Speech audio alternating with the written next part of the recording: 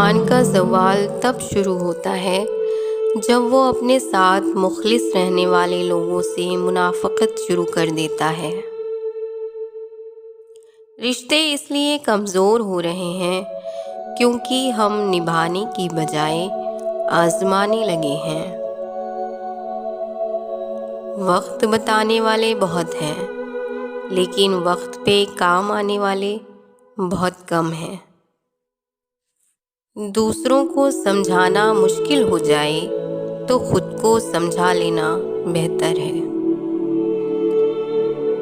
रिश्ता जितना मजबूत होता है, रंजिश भी उतनी ही ज़्यादा होती है।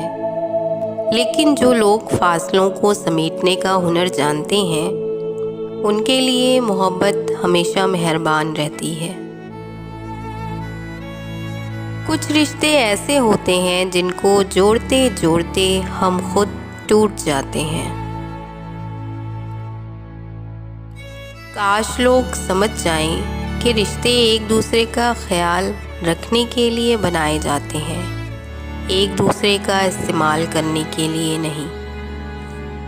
जिस दिन हम ये समझ जाएं कि सामने वाला गलत नहीं, सिर्फ उसकी सोच हमसे अलग है, उस दिन ज़िंदगी से बहुत से दुख ख़त्म हो जाएंगे। किसी से बदला लेने का मज़ा 2-4 दिन रहेगा, लेकिन किसी को माफ़ कर देने का मज़ा सारी ज़िंदगी रहेगा।